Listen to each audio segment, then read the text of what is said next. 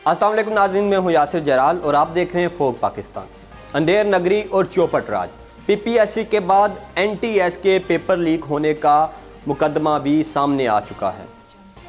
NTS के बाकायदा तौर पर लीक होने वाले पेपर, उनकी तस्वीरें और बाकायदा सबूत सामने आए हैं। आज की इस वीडियो में आपको वही सबूत दिखाऊंगा और बताऊंगा कि सिर्फ पंजाब ही नहीं बल्कि खैबर पख्तूनख्वा के अंदर भी नौकरियां बेची जा रही हैं। खैबर पख्तूनख्वा के अंदर नौकरियां कौन बेच रहा है और कितने लाख में ये नौकरियां बेची जा रही हैं, इस हवाले से ताज़ा तरीन मालूमात सामने आई हैं, वो आपसे शेयर करूंगा। लेकिन इससे पहले अगर आपने अभी तक हमारे यूट्यूब चैनल फोक पाकिस्तान को सब्सक्राइब नहीं किया तो अभी कर लीजिए और साथ लगे बेल के बटन को ज़रूर दबाइए। ये बड़ी अजीब सी बात है कि पीटीआई की हुकूमत जिन दो सूबों में है, पंजाब और खैबर पख्तूनख्वा, वहीं से नौकरियां बेचने का मामला सामने आ रहा है। इमरान खान जो करप्शन के खात्मे का नारा लेकर आए थे, इमरान खान जो मेरिट की बालादस्ती का नारा लेकर आए थे, उनकी हुकूमत में, उनके दौरे हुकूमत में पंजाब में भी नौकरियां बेची जा रही हैं। सबूत सामने आए, मुकदमा अदालत में है, एंटी करप्शन ने मुल्ज़मान को भी पकड़ा, लेकिन छोटे लेवल के। बड़े मुल्ज़मान अब भी कानून की गिरफ्त से बाहर हैं। दूसरी जानब अब केपीके के अंदर भी नौकरियां बेचने का शोर तो पहले ही सामने आता रहा है, लेकिन अब बाकायदा सबूत सामने आ गए।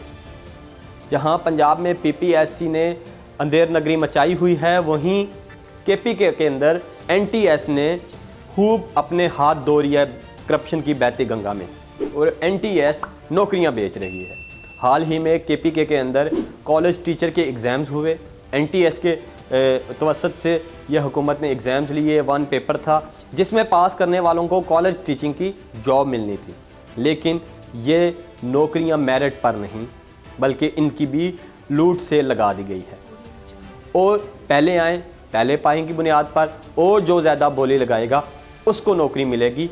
ये केपीके में इस वक्त चल रहा है। मुझे पहले भी इतलात मिली कि केपीके के अंदर जब पीपीएससी के ऊपर मैंने वीडियोस करना शुरू की, पंजाब में पीपीएससी का केस सामने आया तो उस पर बात करना शुरू की, तो मुझे केपीके से कुछ लोगों ने रब्ता किया और उन्होंने बताया कि यहाँ भी तरीके इंसाफ की हुकूमत का दूसरा दौर है। पहले दौर में भी नौकरियाँ खूब बेची गई और अब भी बेची जा रही हैं।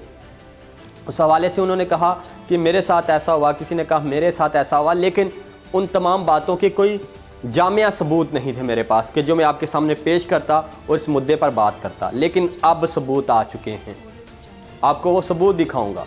हुआ क्या कि कॉलेज टीचर्स की नौकरियां थी, एनटीएस के तवसत से पेपर हुए और वो पेपर बेच दिए गए और उनकी बाकायदा बोली लगी, क्योंकि अगर 100 नौकरियां हैं तो 100 नौकरियों में 100 लोगों को ही पेपर देना है, तो जो सबसे ज़्यादा पैसे देगा पेपर उसे मिलेगा और पेपर मिले भी। आपको मैं तस्वीरें दिखाता हूँ, ज़रा आप वो तस्वीरें देखें। पहले ये एक भाई साहब हैं, आप देख रहे होंगे इस तस्वीर में कि वो हलवा बना रहे हैं साथ में, और साथ में एनटीएस का पेपर उसको हल कर रहे हैं। रुकिए, ये हलवे वाले भाई साहब तो आपने देखे, अब इन भाई साहब को देखिए। ये भाई साहब मोटरसाइकिल पर बैठकर पेपर हल कर रहे हैं और ये पेपर है एनटीएस का जो कॉलेज टीचर की नौकरी के लिए हो रहा है केपीके के अंदर। आप खुद अंदाज़ा लगाएं कि केपीके के अंदर एनटीएस के पेपर लोग घरों में बैठ के हल कर रहे हैं। पंजाब में तो मामला यहाँ तक था कि पीपीएससी के पेपर जो उम्मीदवार थे उन तक पहुँचा दिए जाते थे, वो तैयारी करते थे और पेपर सेंटर के अंदर आकर ही जो पीपीएससी सेंटर है वहाँ आकर पेपर देते थे।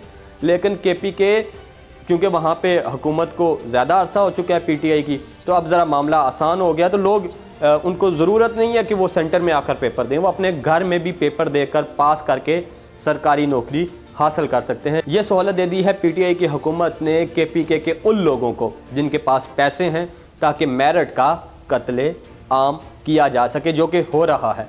ये मामला सामने आया, ट्विटर पर शोर मचा, लोगों ने तस्वीरें शेयर की।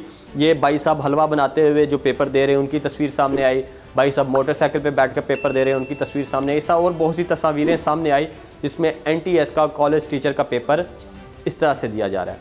जो एलिमेंट्री स्कूल था, प्राइमरी स्कूल था, उसकी जो नौकरियां थी उनके पेपर भी ऐसे ही बिके केपीके के अंदर, लेकिन उसके मेरे पास कोई वाज़ह सबूत नहीं है, इसलिए उस हवाले से बात नहीं करूँगा। अब शहराम तराकी जो वज़ीर तालीम हैं केपीके के, उन्होंने बाकायदा एक ट्वीट की ये सारा मामला सामने आने के बाद, और उन्होंने कहा कि मुझे इतलात मिली हैं कि NTS का पेपर लीक हुआ है और मुझे कुछ बातें सामने आई हैं, तो मैंने NTS के लोगों को बुलवाया है। मैं उनसे पूछूंगा कि क्या ये बात दुरुस्त है, और अगर दुरुस्त हुई तो उन्हें सज़ा मिलेगी और मेरिट की बालादस्ती के लिए हर ज़रूरी इकदाम उठाऊंगा। लेकिन शहराम तराकी शायद उनको जो सबूत सामने आए हैं उन पर यकीन नहीं आ रहा। वो चाहते हैं कि जिन लोगों ने चोरी की है उन्हें ही बुलवा कर पूछूँ कि क्या आपने चोरी की है या नहीं की, तो क्या वो मानेंगे कि हमने चोरी की? सबूत मौजूद हैं भाई साहब, ये आप देख रहे हैं मेरे साथ तस्वीरें। भाई हलवा बनाते हुए जो हैं पेपर फिल कर रहे हैं मज़े से बैठकर, एक भाई मोटरसाइकिल पर बैठकर मज़े से पेपर फिल कर रहे हैं। लेकिन शहराम तराकी साहब को ये सब नज़र नहीं आ रहा। अब भी उन्हें ज़रूरत है NTS से पूछने की कि भाई ये पेपर आपने लीक किए हैं या नहीं किए। तो ये अंधेर नगरी है जो KPK में कई सालों से जारी है, पंजाब में भी शुरू हो चुकी है। अब मामला ये है कि नौजवानों के मुस्तकबिल के साथ खेला जा रहा है इस मुल्क के। पंजाब में नौजवानों के मुस्तकबिल के साथ खेला जा रहा है, KPK में नौजवानों के मुस्तकबिल के साथ खेला जा रहा है। और अफसोस की बात यह है कि इन दोनों सूबों में उस बंदे की हुकूमतें हैं जो मेरिट की बालादस्ती का नारा लगाता है, जो करप्शन के खात्मे का नारा लगाता है और रियासत मदीना बनाने का नारा लगाता है। लेकिन रियासत मदीना में जब आगे बढ़ने के बराबर के मौके नहीं मिलेंगे तो फिर इस नाइंसाफ़ी पर रियासत मदीना कायम नहीं हो सकती। जब गरीब के बच्चे को मेरिट पर नौकरी नहीं मिलेगी तो रियासत मदीना नहीं बन सकती। यही अंधेर नगरी PPSC कर रहा है, यही अंधेर नगरी NTS कर रहा है। NTS याद रहे कि ये प्राइवेट अदारा है, ये हुकूमत से पैसे लेता है। हुकूमत जब कोई सरकारी नौकरी का ऐलान करती है तो NTS से अपने उम्मीदवारों के टेस्ट दिलवाती है। हुकूमत भी NTS को पैसे देती है और NTS पेपर बेचकर और नौकरियां बेचकर खुद उम्मीदवारों से डायरेक्ट पैसे भी कमा रहा है। तो ये जो ज़िम्मेदार हैं, PPSC में जो नौकरियां बेचने के ज़िम्मेदार हैं, NTS में जो नौकरियां बेचने के ज़िम्मेदार हैं, इनको कौन पकड़ेगा?